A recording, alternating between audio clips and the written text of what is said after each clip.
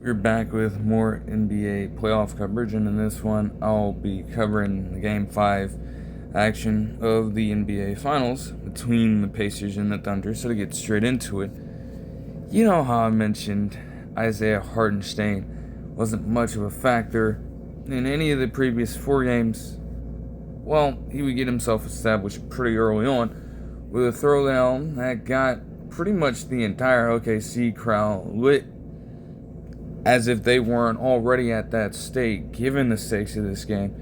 And not to mention, too, that things got even more amplified after Chet Holmgren got in a pretty wild layup of his own, using all of his 7-foot frame with his very, very long wingspan to get in a tough bucket at the rim. You know, that's a good start for the Thunder, but the Pacers at least were responding earlier on here with threes from Pascal Siakam and other open shots from guys like Aaron Nesmith. And granted, with how things would progress, they were going to have to rely heavily on those guys. Defensively, though, they started to crumble early on. I mean, the fact that you gave away, essentially, Game 4, despite holding the Thunder to abysmal shooting from the three-point line, already hurt in the first place.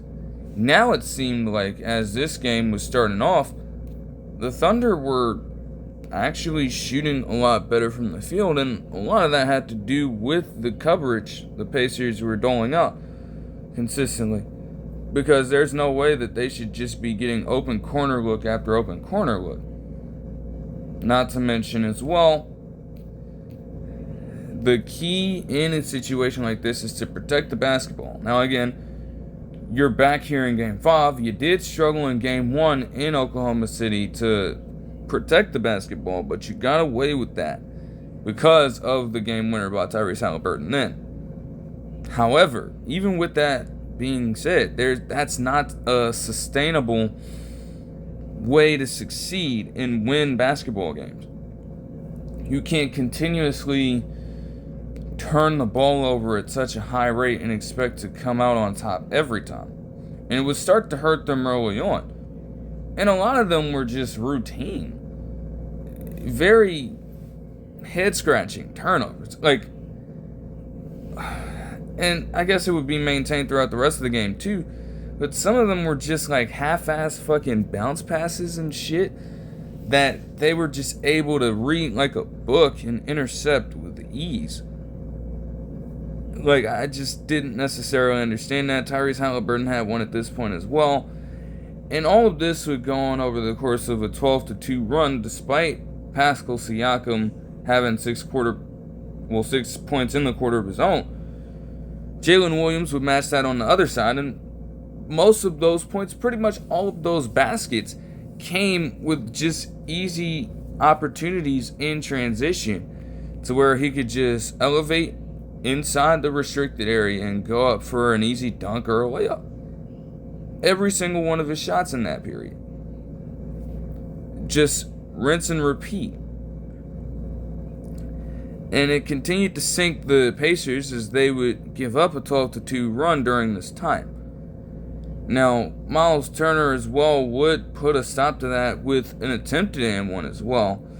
But even he, during this early stretch of the game, and a little bit of the second quarter as well, it felt like they were just trying to hunt him a little bit.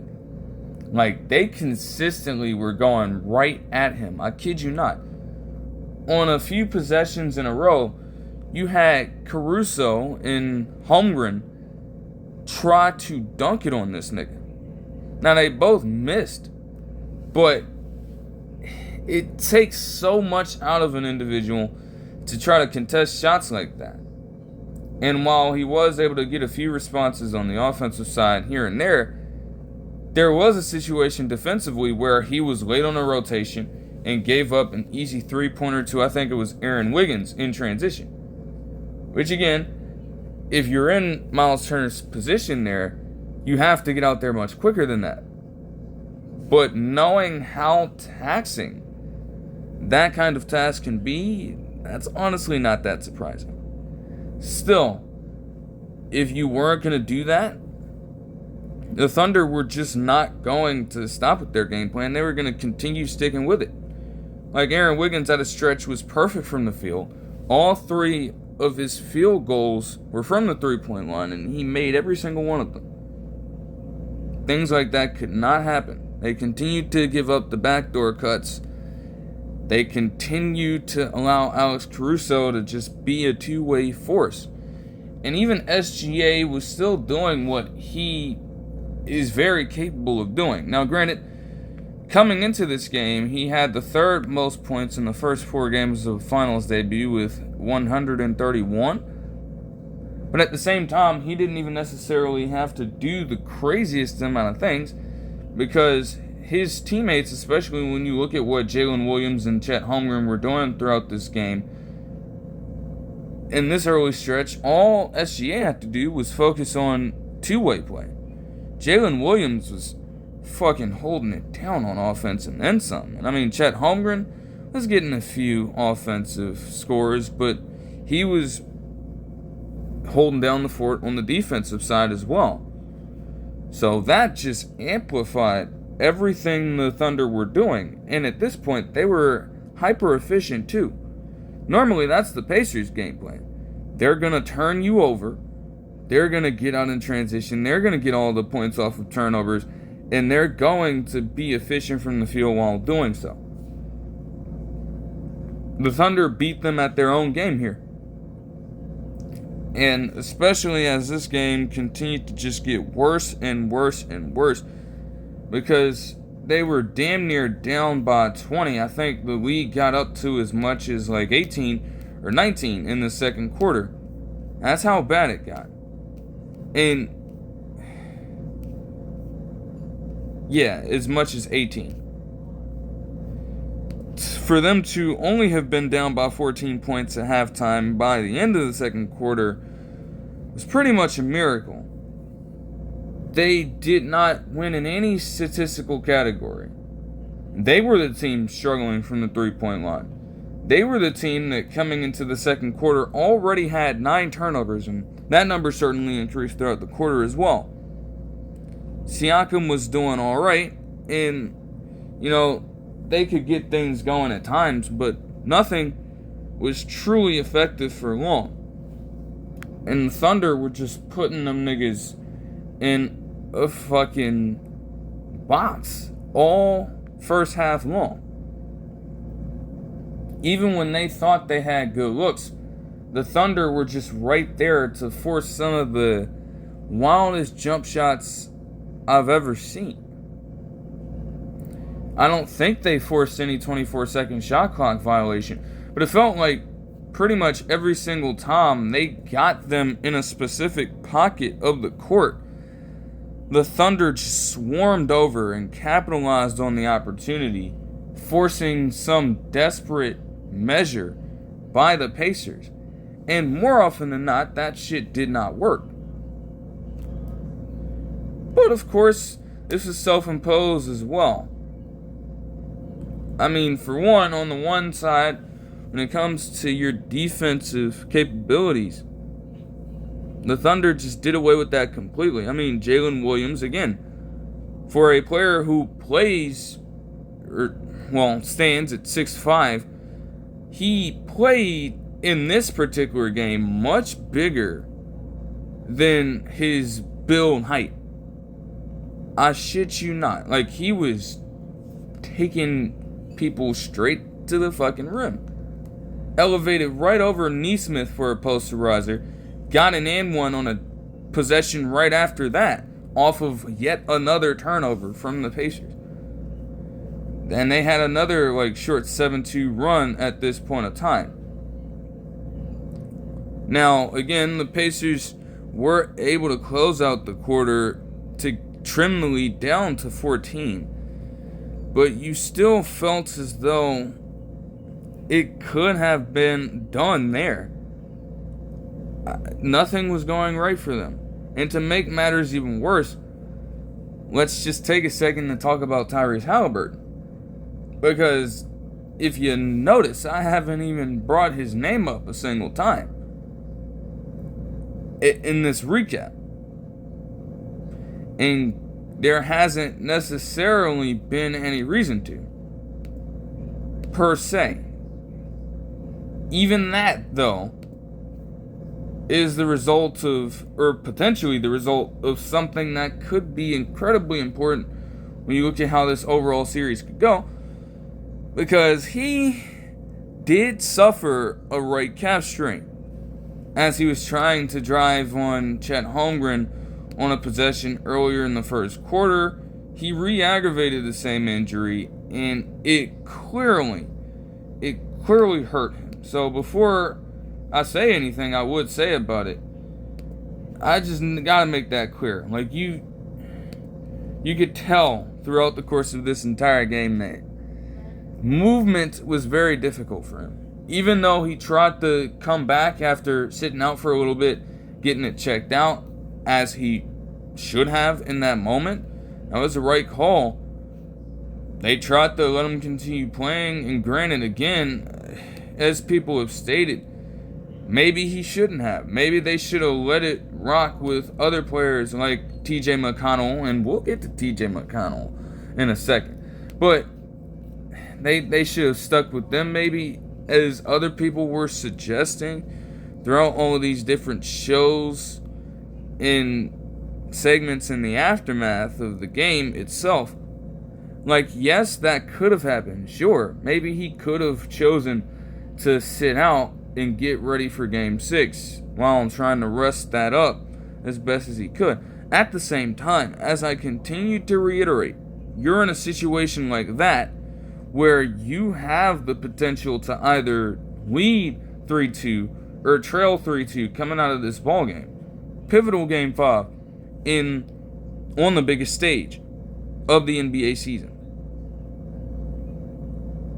Like, I just wouldn't expect a player in Tyrese Halliburton's position to give up, not necessarily give up, but just pass up the opportunity to continue playing, especially if he could move in any capacity. That's just the competitive spirit of any sports player. You're going to try to leave it all out there on the line. Even if he is hurt, no matter what it takes, he would try to do everything he could to get them back in the game and make sure that they could come out with a victory. I couldn't imagine him just sitting down in watching this game from the sidelines, as this game, even if he wasn't on the floor, potentially getting worse and worse and worse. Do you know how unbearable of a feeling that would be? Knowing that Halliburton has been one of the more important players in the playoffs, generally speaking, and certainly is a key player for the team, obviously. Knowing that you have that kind of capability to change the complexion of a game. And yet, because of an injury that could be severe, but also isn't necessarily limiting you wholly, that you just decide to take it easy. That's not necessarily ideal for any player. And to just hear the discourse around that, trying to bash him for staying in the game, trying to call him selfish for doing so, to an extent I can see it. But again, at the same time, some of this discourse, ironically enough, involves former players who have played sports at the highest level in the pros. And it feels like those guys are just missing the point. Like, you've been in that position. And these are some of the same people who will mention when other players decide to just sit out important games in a season or in a postseason, they'll go after a player if they don't step in, and then they'll praise the ones who do. But here in this case, you just try to make Tyrese Halliburton out to be some kind of bad guy for that? Like, I don't know about that. I question that. I question that a lot. But again, as extreme as that could be, and I'll also talk about that later as I finish up talking about the game, to an extent, it was warranted. I mean, Tyrese Halliburton couldn't have played a much worse half of basketball. We're talking multiple turnovers, just sluggish movement on the defensive side of the ball. And granted, he's a liability out there as it is, but with him now having a calf strain to deal with on his already hampered right leg, lateral quickness is going to be diminished, and other defensive qualities that aid some of the better defenders in the league would now make him far below average, extremely abysmal on that side for a player who isn't considered to be a great defender by any means as it is. Then offensively, off-ball movement, again, similar thing. Without that explosiveness from that leg, was much harder for him to move anyways, because of the on-ball pressure on other ball handlers to prevent them from getting Halliburton the outlet pass. And then you have guys like Cason Wallace and Alex Caruso, obviously being the main two culprits, still just holding on to Halliburton in the legal sense and making sure that he's jammed up to where he doesn't have a chance to do much of anything.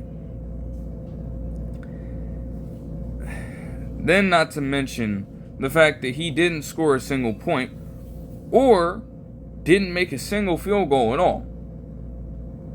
0 of 5 from the field, 0 of 4 from deep. Literally could not have played a worse half of basketball. Now again, some of these struggles came before the injury. And obviously after he did suffer it, it had a lot to do with his game. We've seen in literally the early part of this season how he struggled to play well when he was dealing with elements of an injury. We get that, but at the same time, it's just not a good spot to put yourself in as a player when you are on the biggest stage and you just put up a donut like that. Certainly doesn't help his cause. So he had to understand at that point, and honestly, he's still going to hear it at this point, as I'll get into. The critics aren't going to go anywhere. They're going to have something to say about it. And again, despite all of that being said, despite a scoreless Halliburton game in the first half, despite the litany of turnovers, the fact that they were still down by 14, and with a full 24 minutes left to play in the game, there was still time to make something happen. And honestly, they got very, very close. Now, the third quarter would see the Pacers try to storm back a little bit. Again, defense was an issue because even with all of this progression in this period, you still allowed the Thunder to do a little too much. Jalen Williams, damn near every single time, even up to the end of the third quarter, whenever the Pacers got something to go, he just had the answer every time. And normally we're looking for Shai Gilgeous-Alexander to do that. He was still able to get his own buckets. But Jalen Williams was fucking unstoppable in this one. And again, in the first half, he only attempted 1 3. Well, he only made 1 3 rather. But he was hyper efficient with it too. Continuing to get up at the rim, continuing to get looks in the mid-range, and then he started spacing them out because they just wanted to test him like that for some reason. I didn't necessarily understand that. I mean, Obi Toppin would start to hit a few threes as well. I think they mentioned he finished the game with like 5 or something. So again, he continues to be a player who gives them solid minutes off the bench. Benedict Mathurin didn't necessarily do too much in this one, but where Matherin didn't necessarily contribute all that much, especially when we look at this third quarter, TJ McConnell did. TJ McConnell was going fucking crazy in this third quarter. I shit you not. And because of him, they single-handedly got this game down to single digits on the back of him. Like, he is just one of the more interesting players to watch because, you know, you watch him, he's not necessarily athletic. He can't necessarily space the floor with the kind of jumper he has, and they continue to test that every time. But he's still just effective.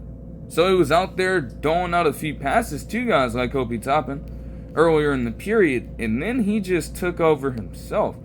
Like, if they're not going to view him as that much of a threat, then he was certainly going to make him pay for it. And he played, I guess by the end of it, he played 18 overall minutes in the game, which were the highest amount of minutes he logged in this series so far.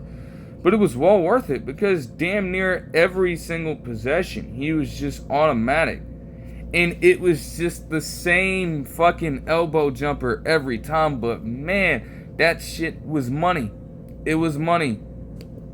Now, granted, this was following a turnover that he had in which he tried to screen open Tyrese Halliburton, but it was a moving screen, and that was a turnover from there. I was noting that it was just a terrible screen from a player who has tremendous basketball IQ. He shut me up pretty fucking fast. Like, for 6 straight possessions, this man just gets in elbow jumper after elbow jumper after elbow jumper. And a layup sprinkled in there as well. Just getting the switches on centers who don't respect his jumper and just rising up, elevating for easy 2-pointers. Then there was a sequence where he gets guarded up by Jalen Williams. This nigga fucking pulls off a spin move on him into a layup. Takes another defender to the rim and gets a layup. And then, in one of the crazier moments you'll ever see, this man, TJ McConnell, is obviously the smallest guy on the fucking court. Without question. And he just rises up over 3 different defenders on this Thunder squad, including Caruso and SGA. And he gets a fucking and one off the elbow jumper. Do you know how much concentration you have to have as a 6'1" point guard? Right? Rising up with a jump shot that admittedly does have a little bit of a hitch. That's very clear. And that could hinder you. But to have the concentration in that moment to rise up while being surrounded by a defender in SGA who's right in front of you. I think Case and Wallace was by his side, and then you have Caruso right on his back, breathing down his neck. Yet he forces the contact in that moment and draws the and one. All the momentum at that point was trending in the favor of the Pacers at that point of time. They literally got it down to a 6-point ball game. But again, as I mentioned, Jalen Williams had an answer for that. And that's just kind of the story of this game at this point. Now, the Pacers would go back down by 10 in the early fourth quarter with another Aaron Wiggins 3-pointer, because of course he's going to be, as the people refer to him on NBA Twitter, the person who saves basketball for that city. But the Pacers had worked their way right back into it. I mean, before you know it, another Pascal Siakam 3-pointer, and honestly, he played well despite some of the stupidest turnovers ever. But again, a lot of those, like, horrible bounce passes and shit that I mentioned came from him in the early parts of this game. He wasn't necessarily the culprit of any of that down the stretch. But he put together a masterful performance in the fourth quarter, 12 fourth quarter points, including this three-pointer, to push the lead down to 2. And again, you want to criticize a player like Tyrese Halliburton for sticking in the game in a situation like this. Even if he wasn't playing at his best, they were still knocking on the door. They were about to kick that shit down and potentially take the lead. And yet, they, down this stretch, just got in their own way collectively. I mean, where do I even start? Giving up an open three-pointer to Jalen Williams, and then going 3 straight possessions, I believe, at some stretch in this fourth quarter, with turnovers. And it was mostly Andrew Nembhard this time. I kid you not. It was mostly Andrew Nembhard.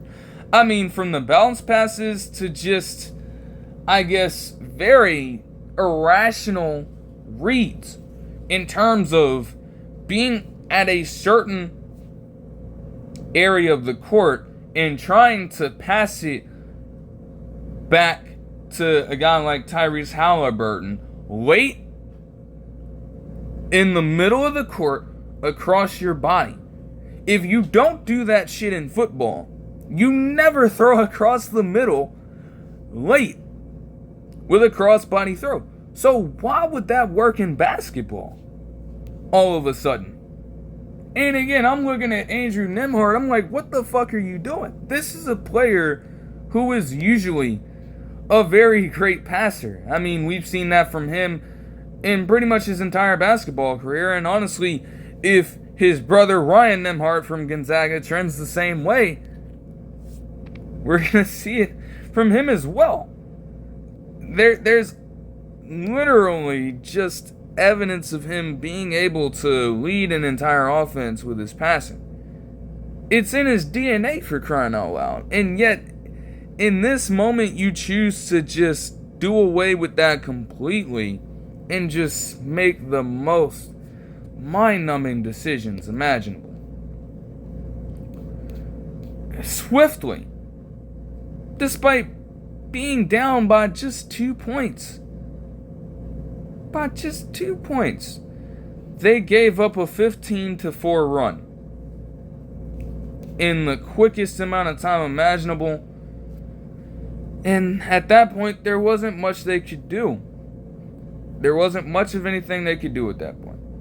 Jalen Williams continued to close it out, and while Tyrese Halliburton would get a few assists here, that was really it. Though, I will say the coolest thing ever did happen is, even in a late game situation, you would have Aaron Nesmith just activate the fucking bunnies and get up for a fucking posterizer over Chet Holmgren. He baptized his ass. I kid you not.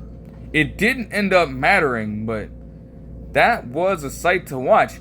Like, I looked down for 1 second and I looked back up. Crowd's going crazy. I'm like, what the fuck did just happen? Then I see it on the replay. I'm like, oh shit, damn. But again, I guess the Cavs fans would know best that Aaron Nesmith can very much pull that off. Nonetheless, even with that, it was far too late, as the Thunder would win this one 120-109 to take a 3-2 lead in the series. Now, in this one, I'll get into a few of the numbers here, but let's just put it like this.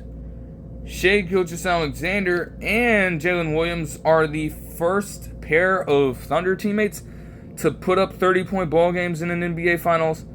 Shai Gilgeous-Alexander had 31 points, 10 assists, 2 steals, and 4 blocks on 9 of 21 shooting with 13 free throws.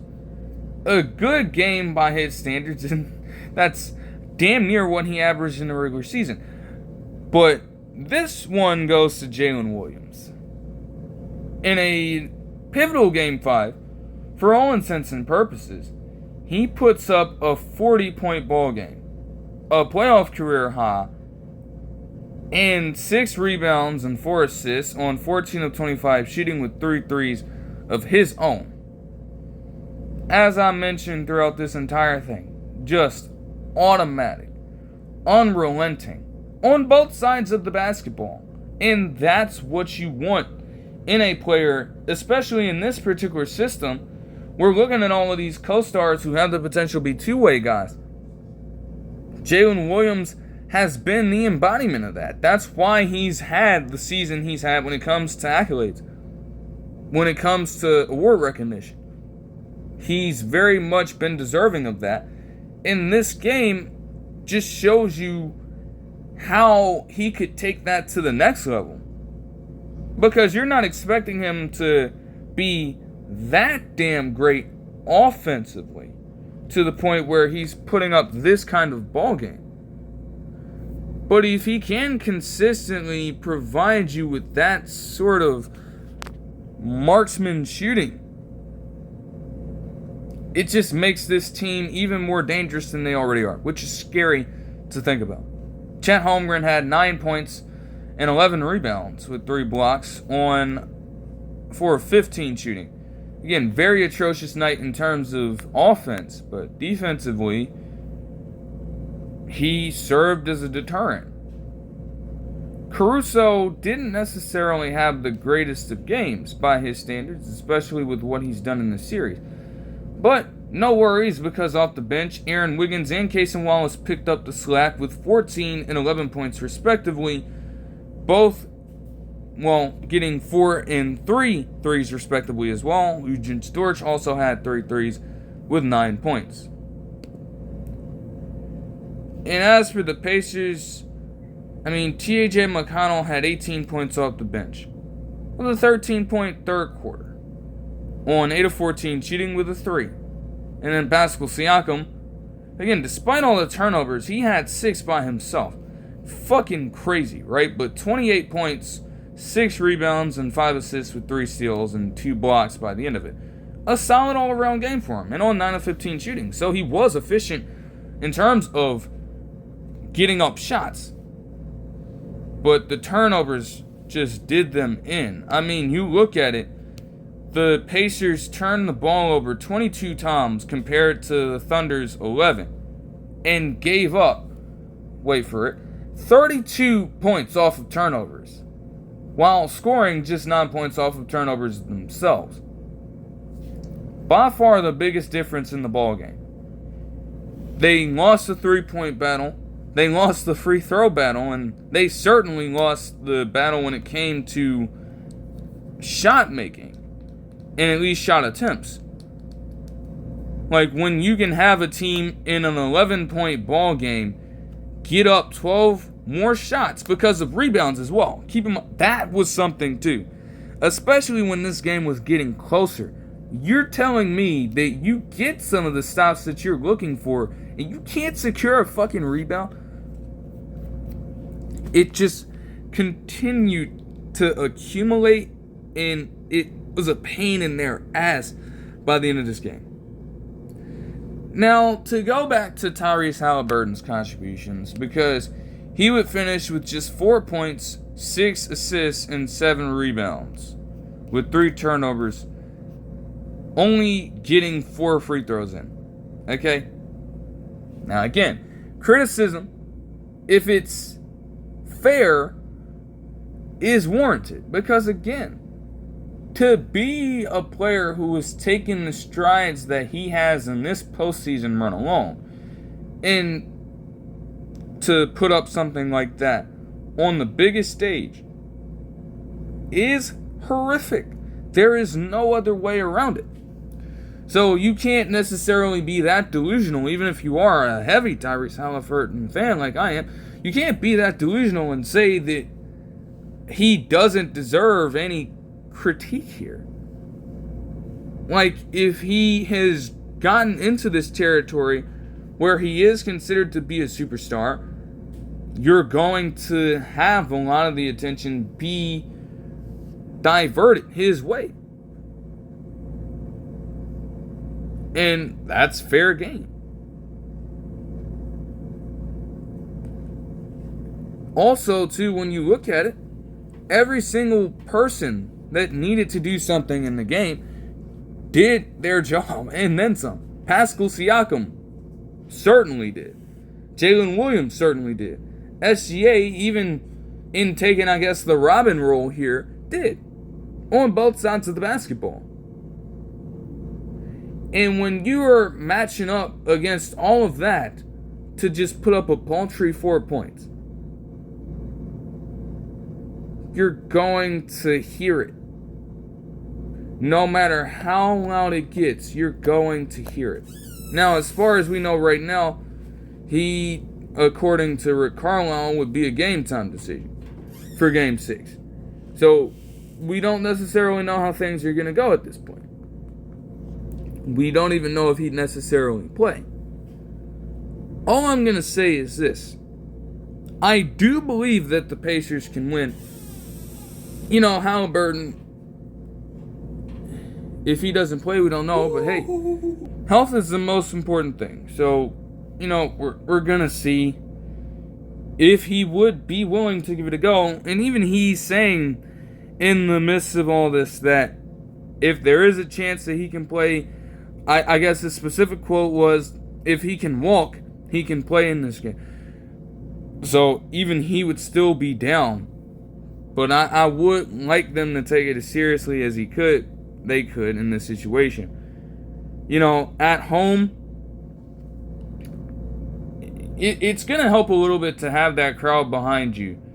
And I do think, given the contributions that other people have had there over the course of this entire postseason, and just from the natural standpoint, if you're Tyrese Halliburton, I do not expect him, if he does play, to go out like that. He's going to do as best as he can to ensure that he leaves an imprint on this particular game.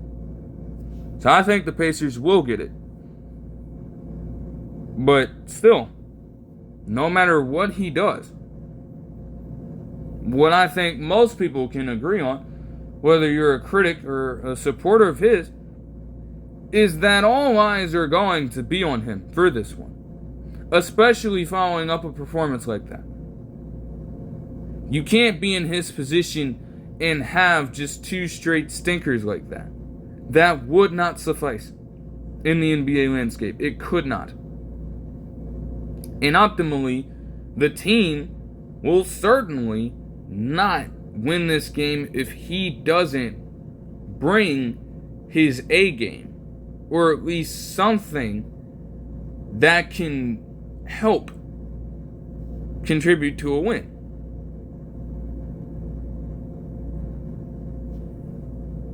Think about this as well. The Pacers also, with this loss, just suffered their first string of consecutive losses since March. So do I really think they're going to lose 3 straight? No. But from their end, the little details have consistently been fucked up, especially in this Game 5. Whether it be fighting for the rebound, whether it be giving up the open shot, whether it be just these stupid ass fucking turnovers. They need to limit that shit. All of that shit. And they've got to shore up their game plan. Because if you allow those same fault lines to be exposed in these games, you're not going to win this game and you're not going to win this series. You know, again, me as a fan, I have the luxury of sitting home and thinking as well that they could potentially win the next game and prepare for a Game 7. At the same time, you're looking at all of these Pacers players in the moment. You gotta keep it short, sweet, and simple. One game at a time. You cannot be in this position and be thinking about Game 7. You can't, because that as well will completely harm you and will force you to lose the ball game. You need to take it one game at a time. That is how you pull off a potential comeback here. If you try to think ahead, you're doing yourself a disservice. And again, for Tyrese Halliburton,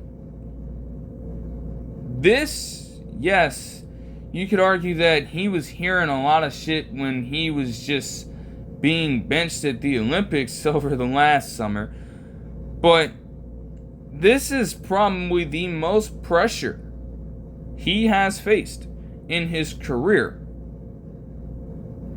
It hasn't been a great series for him overall. But let's just put this in perspective. A game in which you had your lowest scoring first half in any playoff career, in any playoff game in your career, a paltry performance like that, facing elimination, staring down a barrel 3-2, in Indiana, with a chance to potentially even it up. We're going to see how he responds to that. And again, if you win this game, you're right back in Oklahoma City.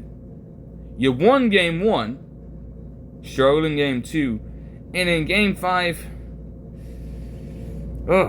just completely horrible. So what exact version of this Pacers team would you get in a potential game 7? That's the most important thing as well. But again, one step at a time. So, game 6 will be tomorrow. And we'll see how things go from there. That'll do it for the game action. But as for the most pressing development, the Pacers pulled off a trade.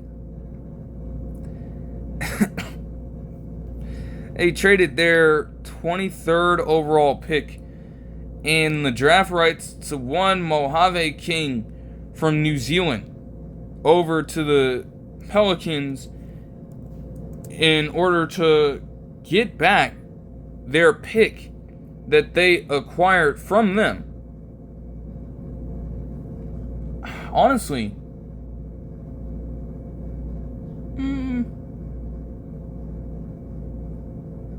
yeah, I would imagine in one of the previous trades that the Pels and Pacers pulled off involving each other, I guess the Pacers sent one of their upcoming first rounders,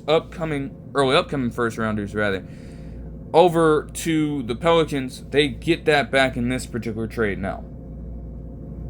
Again, all these trades during the NBA Finals, it's pretty interesting to think about that. I had no idea that you could actually pull off shit like that, but fuck it, man. I mean, hey, at the end of the day, it's not necessarily something involving an important player. Again, Mojave King obviously is a person. Honestly, I can't say obviously. People probably haven't heard of him before, and even I didn't.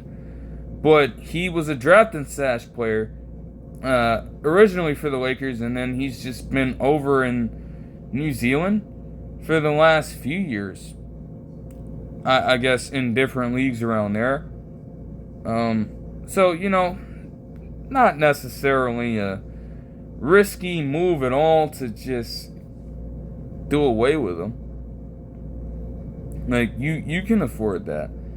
And to get back any draft compensation for that is solid at the end of the day. Also, again, for the Pelicans, it's the 23rd overall pick. Which, again, makes sense because, obviously, the Pacers have been one of the best teams in basketball. So, that pick probably wasn't going to be much higher in terms of order.